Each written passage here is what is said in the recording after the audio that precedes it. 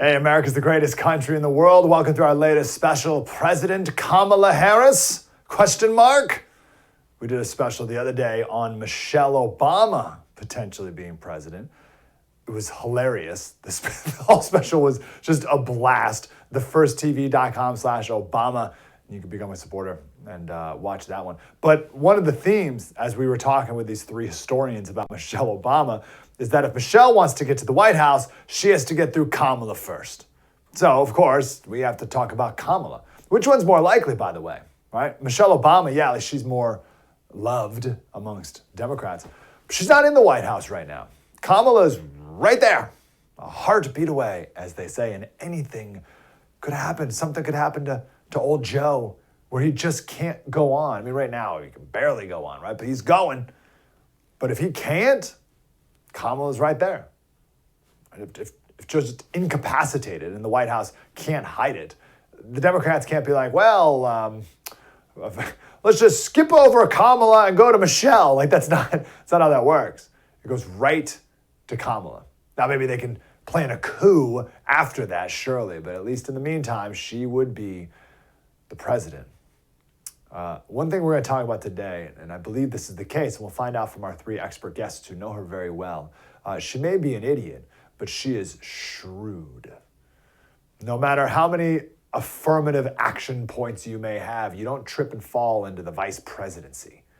So we'll talk a little later about her ambition and what she did to get into the ranks and up the ranks as well. Real quick, I called her an idiot. I know that's not nice. Come on, Slater, don't call people idiots. You're right. I'm sorry. Let's listen to some of the vice president's greatest moments. I have been fortunate and blessed to, during the course of being vice president, have many situations where it becomes clear to me that there are, people of every age and gender, by the way, who see something about being the first that lets them know they don't need to be limited by other people's limited understanding of who can do what. So you're right. We have a lot of accomplishments. And I think what the American people want most in their leaders is that we actually get things done. And we have done it. We haven't taken adequate credit for it, frankly. But the brilliance of this inaugural class and its leaders is the ability to see what can be, unburdened by what has been, and then to make it real. Well, as I said, we have to revitalize the Palestinian Authority. And let us all agree, one does not have to abandon their faith or deeply held beliefs to agree the government should not be telling her what to do with her body. Anyone who is 18 today, they were born in 2005. Indeed, yes, wow. Innovation is about our ability to see what can be, unburdened by what has been. Well, the press is here. I got some words. I got the vocabulary. And my pronunciation is perfect. I love Venn diagrams. I really do. The three circles, and then they overlap. And so Venn diagrams can help you sort through. I'm just kind of an undercover geek. The clip of, there's like a 20-minute montage out there of her doing what can be unburdened by what has been. That's one of her favorite lines. If you take some of her best quotes and you put it into Chat GPT, right? So my friends and I, we were texting about Kamala Harris not being very sharp, and he put her quotes into Chat GPT as like a prompt to see what pictures artificial intelligence makes of her quotes. So here's one example. There is great significance to the passage of time in terms of what we need to do to lay these wires, what we need to do to create these jobs. And there is such great significance to the passage of time when we think about a day in the life of our children. I love that. So that's how artificial intelligence interprets her quote. Here's another one.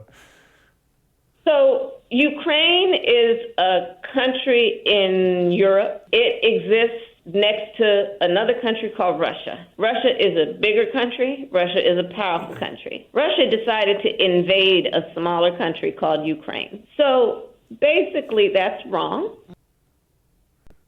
That's our vice president. So how do we get here? So we got a couple great guests coming up in the show here that will talk about the rise and eventual fall of Kamala. But I think it's important for us to know the moment when Kamala became vice president. Keep in mind, she was from California, so Joe Biden didn't pick her because she brought like any delegates from a swing state. She was polling 0 everywhere, so she brought no supporters. She brought no delegates. She had no support with her. There's no benefit in any way politically until she decided to go crazy during one of the debates, and she played the one card that she has to play. And here it was. And I will say also that in this campaign, we've also heard, and I'm going to now direct this at Vice President Biden, I do not believe you are a racist. And I agree with you when you commit yourself to the importance of finding common ground. But I also believe, and it's personal, and I was actually it was hurtful to hear you talk about the reputations of 2 United States senators who built their reputations and career on the segregation of race in this country. And it was not only that, but you also worked with them to oppose busing. And, you know, there was a little girl in California who was part of the second class to integrate her public schools. And she was bused to school every day. And that little girl was me. So I will tell you that on this subject, it cannot be an intellectual debate among Democrats. We have to take it seriously. We have to act swiftly.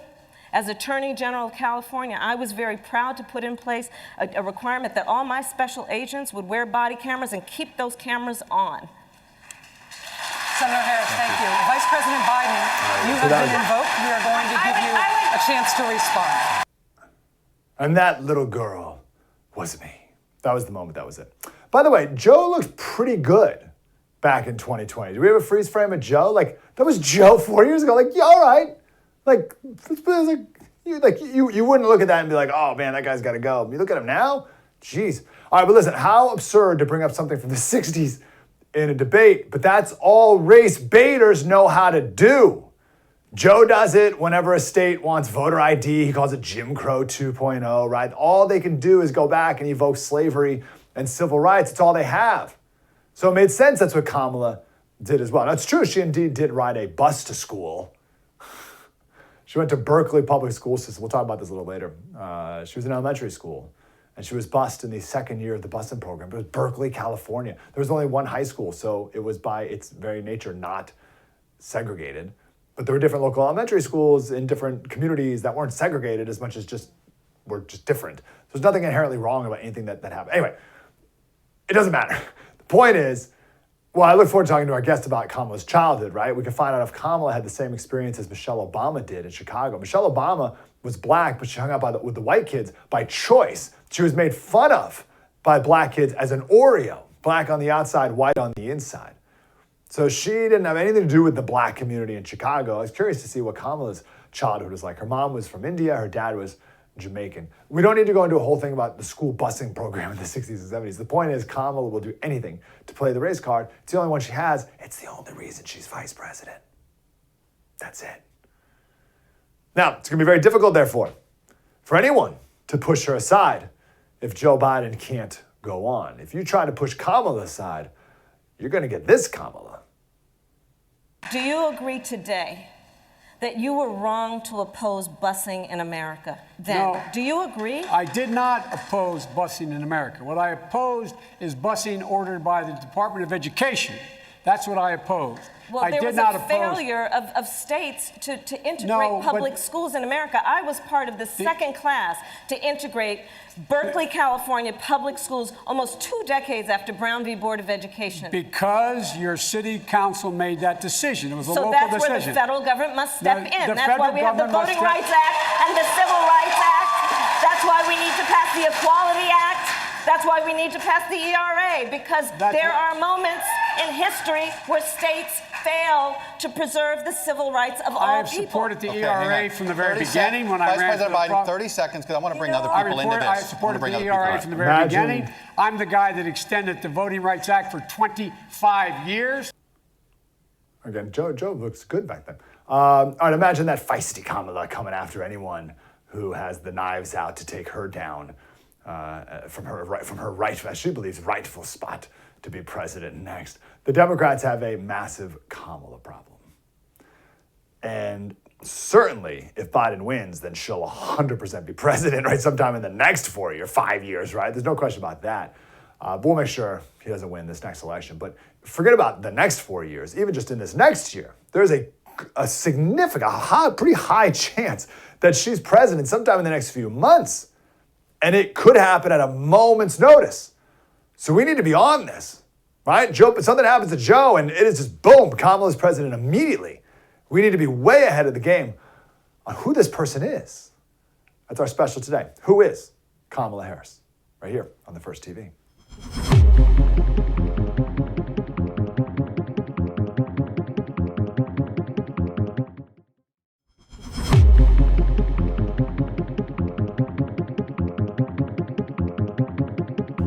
Hey, welcome back to our special right here on The First TV. President Kamala Harris. It could happen at a moment's notice. And I want us to be up on who this person really is, right? Everyone else has some vision of Kamala, but we need to know really who she is. So we have wonderful guests today. We'll start off with Charlie Spearing, author of the book of Kamala Harris, Amateur Hour, Kamala Harris in the White House. Charlie, how you doing, brother? Hey, Mike. Thanks for having me. Yeah, good to talk to you. So we actually kicked off in our monologue. We played the whole moment from the debate when she became the vice president, when she did the whole "that girl was me" routine. So take us back to that girl. Who was that girl when she was a little girl, Kamala Harris? Yeah, Mike, that's kind of why the attack kind of bounced off, because it didn't really make much sense that somehow a little girl living in Berkeley, California was suffering from, a very difficult period of time growing up as a girl who was, half Jamaican and half Asian. So it didn't really sort of swing with the idea that somehow she was a victim of the deeply segregated society of Berkeley, California. But anyway, it was definitely something she was trying to sell on the debate stage. And she had actually done this attack before. When I was researching a lot of this, she tried to utilize this attack during the Kavanaugh hearings. And it was very surprising to hear very much the same rhetoric being used at that time. Well, what did she say then? The very same kind of argument was that, if we are considering someone on the Supreme Court, this is very important, because if it hadn't been for X or Y decision, then I might not have been able to ride a school bus as a little girl, and I might not be a United States senator. It kind of widely was, dismissed at the time. It was an obvious ploy at the time, and it didn't have much to do with Brett Kavanaugh's qualifications, but it was very fascinating to see that same attack being recycled for the 2020 primary debate against Joe Biden. You mean the race card? Surely. Tell us about famous, her parents. I don't think you're a racist, but you are a racist. Yeah, right. One parent from India and the other from Jamaica. What do we know about these two people?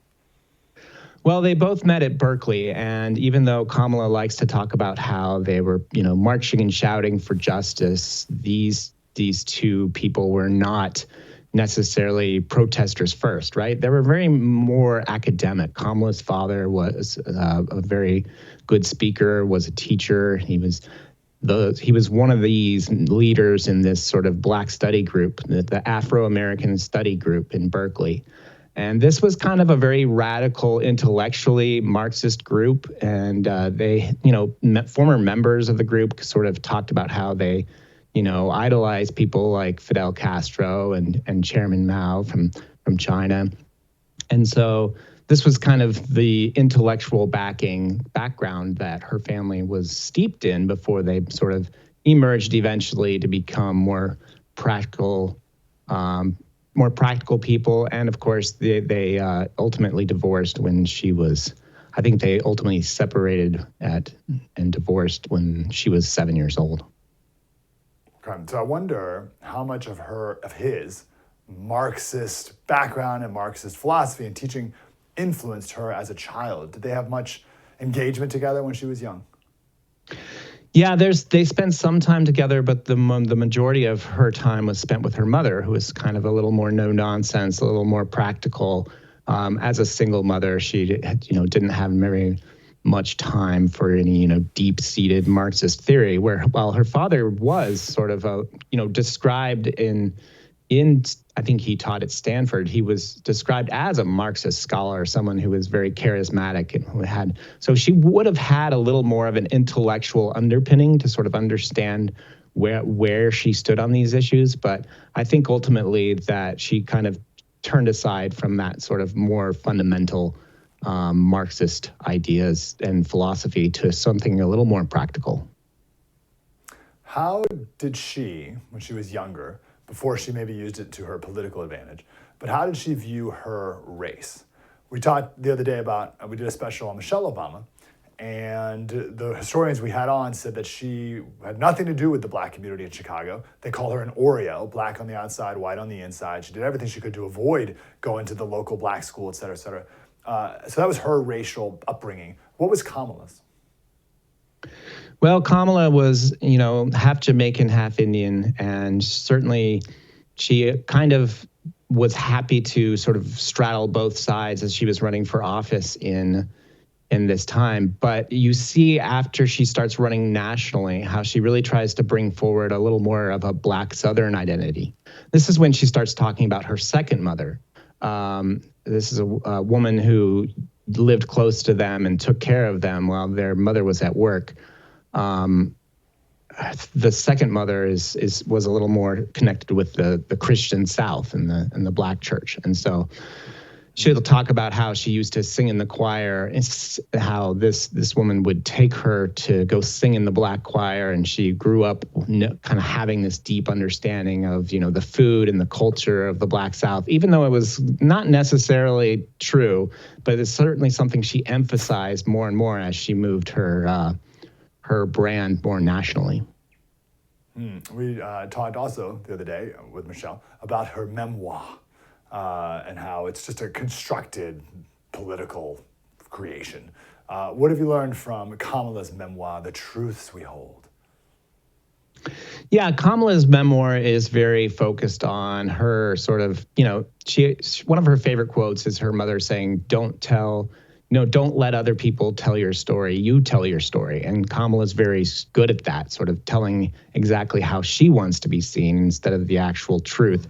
There's no mention of Willie Brown, for example, in Kamala's memoir, even though he had a very fundamental role in her early political and social career. So it's very interesting. It's pretty canned. There's only a few true, honest moments. She always talks about how she used to march protesting with her parents, marching and shouting, and how she, at one point she fell out of her stroller.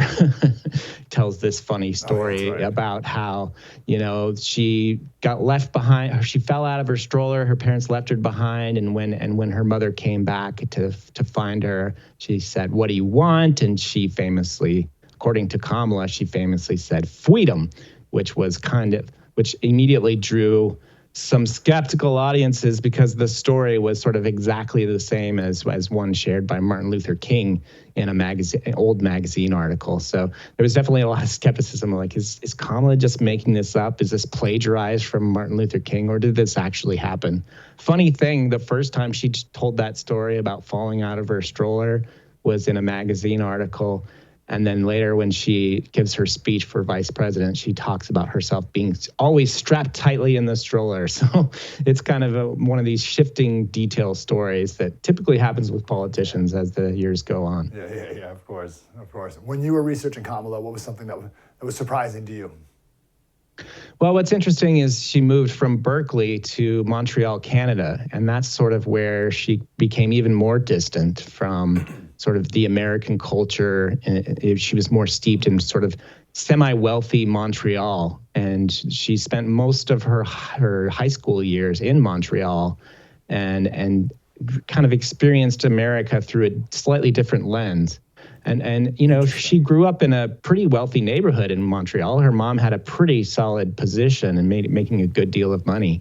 So she really, when she got back to the States, she was really kind of distant from any sort of experience from most Black Americans, or most, in the South, and certainly a lot of Black Americans in the rest of the world. I talked and listened to a lot of Black activists who, actively, could not identify with Kamala Harris because of her different upbringing.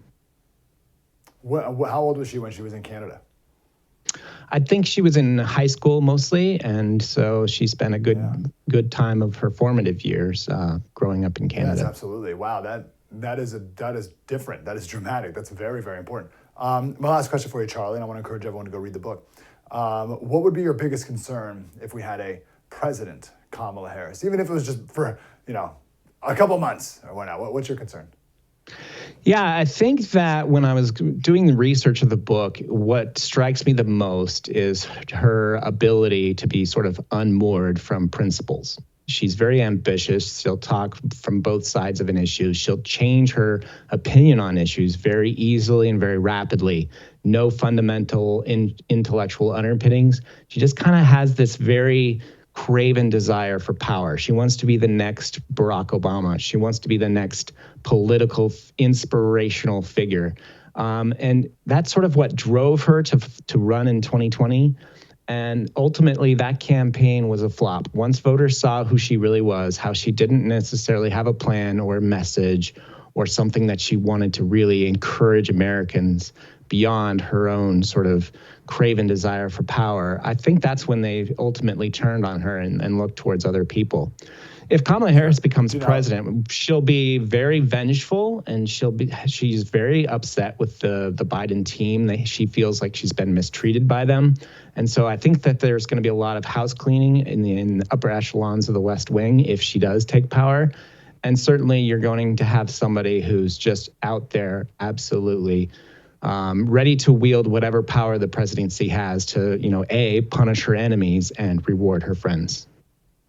I only got about 30 seconds, but do you think she has the chops to follow through on said ambition and desire for power? Does she intellectually have the ability? Well, she first has to learn how to connect with audiences and speak in a way that inspires people. That's the number one job of the president, is to inspire the American people and move them towards a higher goal, a higher purpose.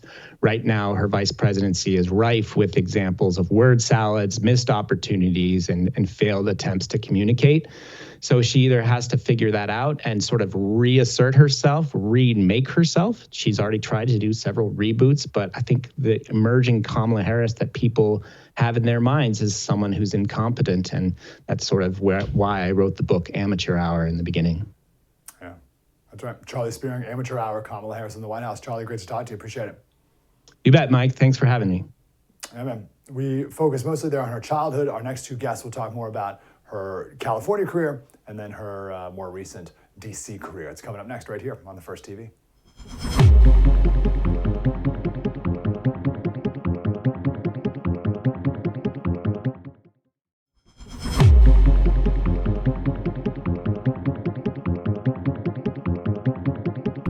The people who know my work are incredibly supportive.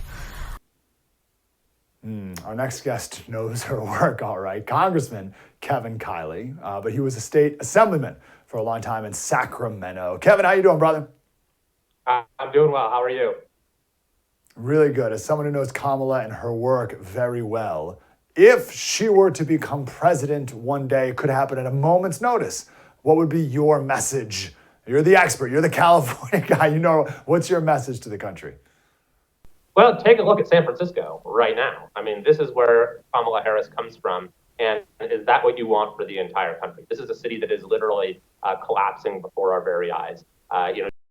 Macy's closed its flagship store in downtown San Francisco. It's a new business pulling out every day. More people are leaving. They're leaving at a faster pace than any major city in U.S. history, faster than even Detroit when it went bankrupt. And so Kamala Harris is sort of the personification of this very troubling trend in our country. for San Francisco's failures to become California's failures. She went from the DA in San Francisco to the Attorney General in California, and now increasingly for those failures to metastasize and engulf the entire country. And so the prospect of her, or frankly, Gavin Newsom, who followed that same trajectory, San Francisco's mayor, governor of the state, of course, isn't making any secret about his sort of national ambitions. I think that what has happened in San Francisco and in California, largely due to the failed policies of Gavin Newsom and Kamala Harris, is a warning to the rest of the country, and we cannot continue to go down that path.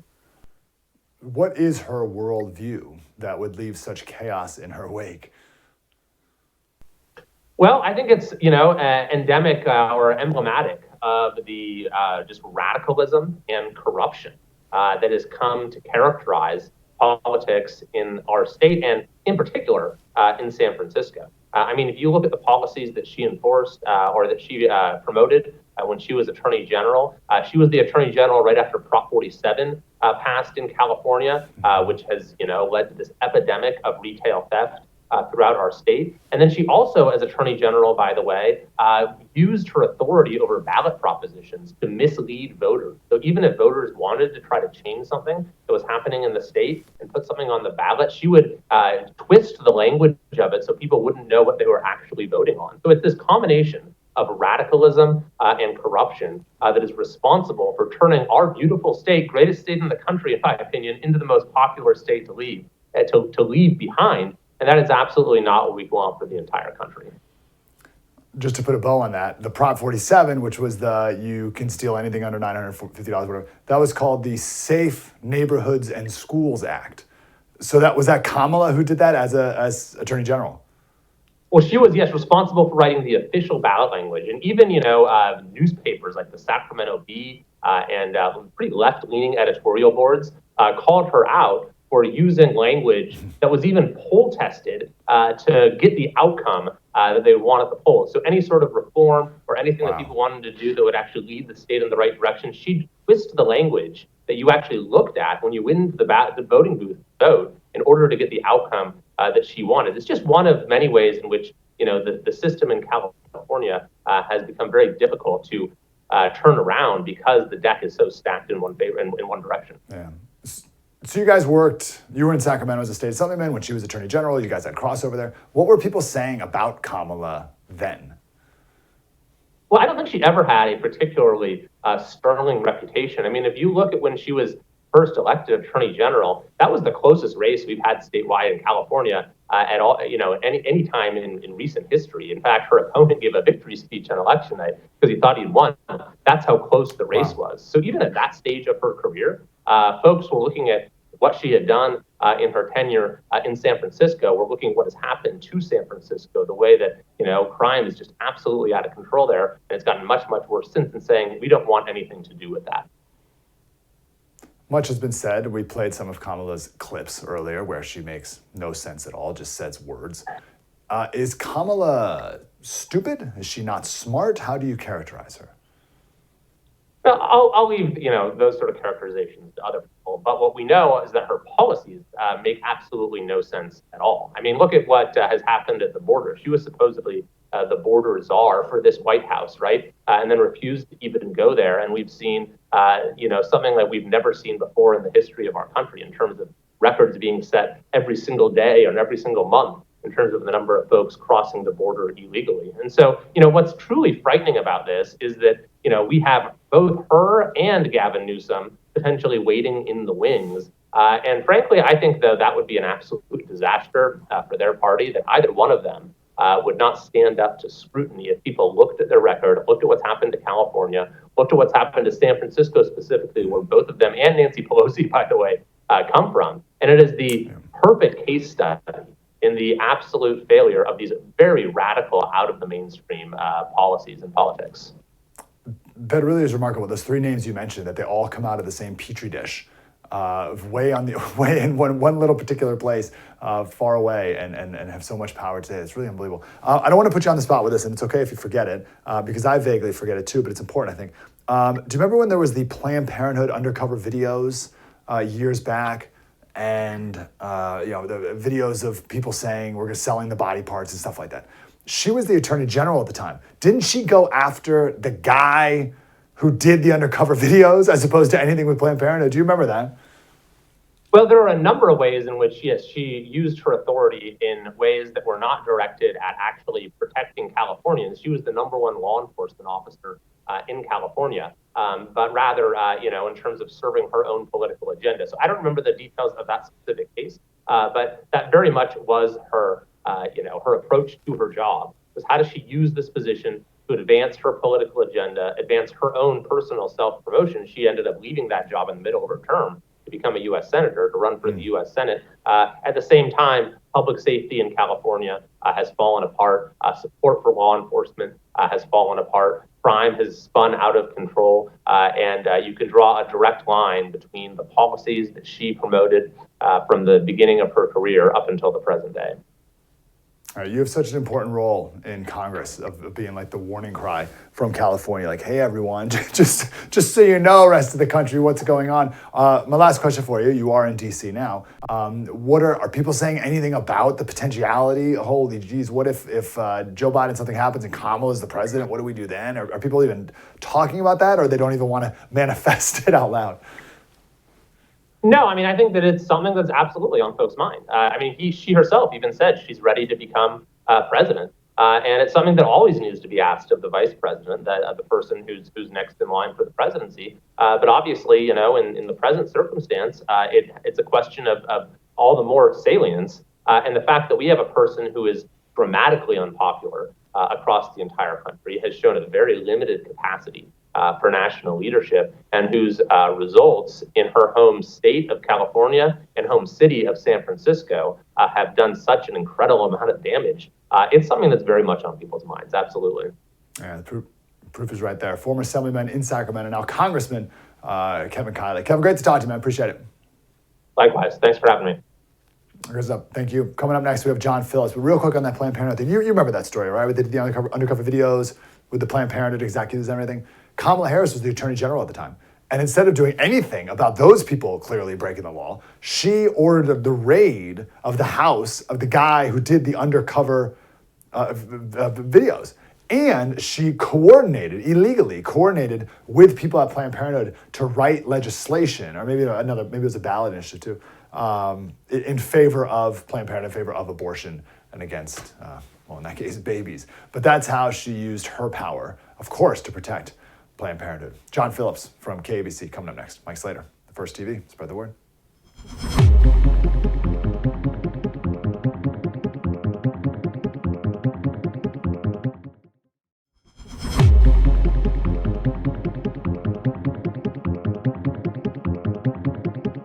What do you say to those concerns, specifically if he had to pass the powers to you for 1 second, 1 minute, heaven forbid, and I ask with all due respect, but are you capable, are you ready to step into the role and do whatever the country would need? Absolutely ready. But thank God our president is in good shape, in good health, and is ready to lead in our second term. I love that question. Are you capable? The great John Phillips, host of the John Phillips Show on KABC. John, let me throw that question to you. Is Kamala capable of being president? Well, they say that you get the government that you deserve. And if we end up with Kamala Harris as president, I would love to know who pissed God off. Did the Aztecs not sacrifice enough virgins? Is it something that we did? I don't know. But if we end up with this woman in the White House, it's going to be like watching a drunk man driving down an icy road. Because if there is anyone that is not ready for prime time, it is this woman. She's not ready for prime time. She's not ready for daytime. She's not ready for mornings. If this woman gets in the White House, let me tell you, Katie, bar the door, because we're all in trouble. How did she get there then? You don't trip and fall to the vice presidency, John. Well, part of it is that she comes from California. We are a one-party state. So whoever the Democrat is who's nominated for whatever office, whether it's the district attorney for San Francisco, the attorney general of California, U.S. Senate, whatever the case may be, you're going to win because you're such a heavy favorite.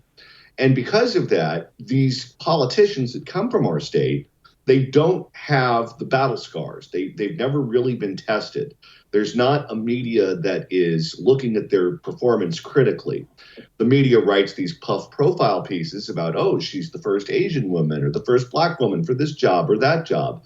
But they're not critical of her performance as attorney general or as district attorney. And because of that, all of her problems, all of her inefficiencies that would have been public and would have been, talked about extensively in the newspapers if she came from any other place, they haven't been uncovered. So my guess is that Joe Biden went into this decision when he picked his vice president, not knowing a lot of her deficiencies. And you look at the problem children in the Biden administration, so many of them come from California because these same rules apply. Look at Javier Becerra, the Secretary of Health and Human Services. Susan Rice was just quoted talking about what a moron he is. Look at Eric Garcetti, the ambassador to India, and all the problems that he created. The problem children in this administration come from California because they haven't been vetted. Yeah, and that we maybe could have Gavin come out of that as well. I'm sure the same applies. So when we talked about Joe Biden, and I agree with Alex Marlow from Breitbart, editor-in-chief, on the analysis of Joe Biden, that he's not, maybe he has some gaffes here and there, but he's not an idiot. Like, he knows what he's doing. But what do you say with Kamala? Like, how do you describe her? Like, we've played in the opening segment, we played, of course, clips of her sounding like an idiot. But is she? I don't think she's dumb. But what she is she's someone who grew up always getting the trophy. Everything that she does, everything that she says, it's, oh, you're so profound. Oh, that's such a great thing that you did, that you said. It's just so wonderful. And if you notice when she talks, she uses a lot of words to say nothing. And she just kind of devolves into this word salad that you kind of started out with one topic and you ended up going down this meandering road where she never really makes a point. That's something that she does quite frequently. And it's because she has this, I think she's not comfortable in her own skin fundamentally. And she doesn't know what the right answer is. And she knows that politically, if you're talking about, let's say, the border, that was one of the subjects that they put her in charge of initially. And it went from her being in charge of the border to her visiting Central America to talk about the root causes. And when she starts talking about the root causes, it sounds like this junior college philosophy class, because she didn't want to be blamed for the chaos at the border. She didn't have the skills. She didn't have the ability to fix that problem. Certainly, the administration wouldn't give her the green light if she needed to do what she had to do to shut the border down. But because, again, hasn't been vetted, they don't know much about her. Oh, she comes from a border state. Oh, she comes from law enforcement. It seems like a reasonable thing to put her in charge of. She'll be fine. And then they put her in charge of it, and it's crash and burn. And now she's spending all of her time saying, I was never in charge of the border. Don't blame me for the border. I was just there to investigate the root causes. Yes. And to back to your point on, we get the government we deserve. There's something about us Americans where if we ask a politician a question, if they just talk for 60 seconds, we feel like that's sufficient. And like that was some answer just because you said words for 60 seconds. We don't demand more of almost any of our politicians. You mentioned briefly her time as Attorney General, et cetera. What do we need to know about that period? You and I were both in California when she was. How'd that go? Well, Kamala Harris is one of these politicians that is whatever she has to be in whatever moment she's in. When she was district attorney of San Francisco, she ran against a guy by the name of Hallinan. And this was pre-Soros district attorneys, but he was essentially a Soros district attorney. He was in the mold of a George Gascon or an Alvin Bragg. And she ran to the right of him. She ran as the pro-law enforcement candidate. So if you were to talk to people in San Francisco at that time, they would tell you that she was a conservative Democrat. Then she runs for Attorney General of California, back when the state was a little bit more purple than it is today. And she ran against Steve Cooley, who was the district attorney from Los Angeles County, the most populated county in all of California. 1 out of 4 people live there. And he had a very good reputation, has a very good reputation. And that was a competitive race. And she ran as being a tough on crime Democrat. Now, when she got there and she realized that the gravitational pull in the state was moving to the left, she moved to the left right along with all of the other Democrats. And then when she ran for U.S. Senate, she ran against another Democrat, Loretta Sanchez, who was a Orange County congresswoman and a blue dog Democrat. And Kamala Harris ran to the left of Loretta Sanchez.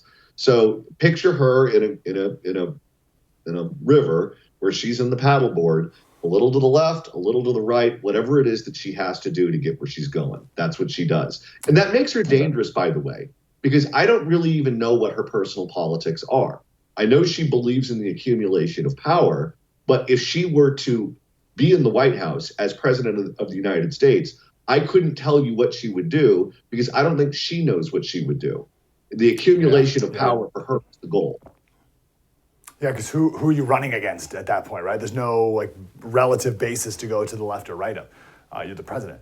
Okay, now some would say that that's true about Trump too, right? There was that characterization that he doesn't have any principles either, and he just does whatever. Do you find that to be true? Well, Trump is a businessman, and the business of business is doing business. So you have to cut deals, and you have to compromise, and you have to get things done. And so certainly in Donald Trump's life, he was a Democrat when he started out, but he came from New York where everyone was a Democrat. So you want to have access to the people in power. I guess that's what you had to do. Ronald Reagan at one point in time was a Democrat when he was an actor and president of the Screen Actors Guild, because politically speaking, that's where those people were. With Trump, though, there's been a consistent populist streak to him. You go back and you look at his interviews in the 1980s. It was Japan he was complaining about then eating our lunch and not China. But it was always sort of the same sort of program. It was always the same tone. It was always him complaining about the same things. There was a through line that you can see. With Kamala Harris, you don't have that through line. Yeah, that's right. We got about 60 seconds. You've done this before for me, but if you can do it again, because you know more than anyone, being in California as long as you have, who are the people behind her, and why do we need to know them? Why does it matter to us? Who are the people who are financially supporting her? That, and almost more like, I remember before you talked about like her campaign staff, like her advisors, her people who help her navigate all the way to the top. Remember you talked before about Gavin Newsom's campaign guy and her campaign guy, and what is their role now? Oh, okay, her political consultant is a guy by the name of Ace Smith. And Ace Smith is also the political consultant for Gavin Newsom, and before him, Jerry Brown and other California Democratic politicians. The problem that she would have if she were to run for president, the problem that she and Gavin Newsom would have if they were to run for president, is that they would have to run against one another with essentially the same political operation. Ace certainly couldn't work for both of them. He'd have to pick one over the other. And he also knows all of the secrets, all of the skeletons, all of the deficiencies of the other candidate. And he would absolutely use that against them if he were representing an alternate candidate. Those two would go nuclear on one another. They've been pretty symbiotic as the careers ascended from local office in San Francisco to the main stage. But they've never really had to bump heads before by running directly against one another. If there's an open seat in the White House in 2028 and those two run against one another, it's going to get real nasty, real fast, and I can't wait.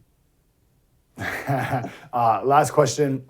If Kamala becomes president, let's say something happens to Joe Biden, Kamala has to be VP right now. You have your bullhorn from California. What is your message to America? Run for the hills. John Phillips Show, KABC. John, great to talk to you, brother. Thank you. I should prepare some more thoughts on this, but I was just thinking as we were talking, I was thinking about who came after Saul and all the book of Judges, and just everyone was worse than the last. Everything up. And you live through one of the judges and you're like, man, can't get worse than this. And then you move on to the next one and it just gets worse and worse and worse and worse. And it can get so much worse than we even have now. But I do think it's true. We get the government we deserve. How sad is that? But what a call for action for all of us to make sure that we deserve better. Mike Slater, The First TV. Spread the word.